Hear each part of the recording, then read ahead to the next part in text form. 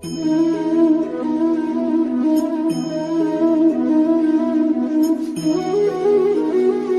की भांति हमारे शरीर अपने प्रकृति के कारण जन्मते हैं, बच्चे बनते हैं, जवान होते हैं, फिर वही जवानी मुरझाने लगती है जिसे बुढ़ापा कहते हैं। और उस वृद्ध शरीर को जब आत्मा छोड़ देती है तो उस शरीर की मृत्यु हो जाती है।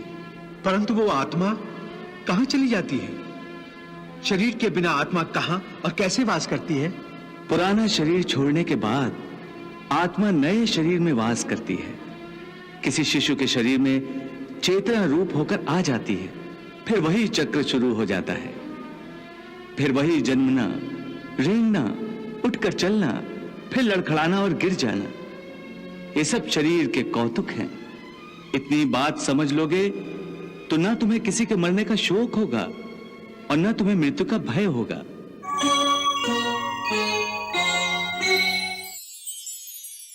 हे अर्जुन, हम और तुम ये शरीर नहीं हैं। हम तो इन शरीर के अंदर रहने वाली आत्माएं हैं। ये शरीर तो केवल हमारे रथ हैं। हम उसके स्वामी हैं। रथ के टूटने से स्वामी नहीं टूट जाता।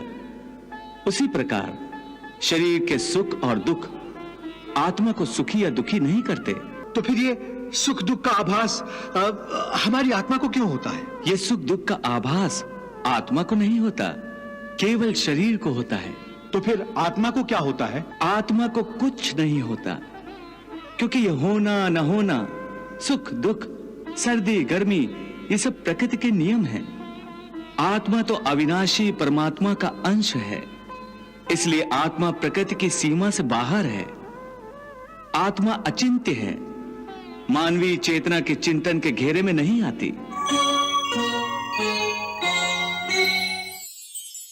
अर्जुन, आत्मा पर प्रकृति और सृष्टि के नियम लागू ही नहीं होते, क्योंकि वो सृष्टि और प्रकृति दोनों ही की पहुंच से बाहर है।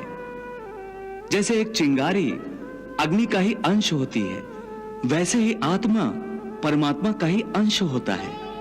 इसलिए वो नित्य, अजन्मा, सनातन और सर्वव्यापी है, स्थिर रहने वाला और अचल है। अछेद्यो अयम अदायो अयम अक्लेद्यो अशोष एव च नित्यः सर्वगता स्थाणुर अचलो अयम सनातनः।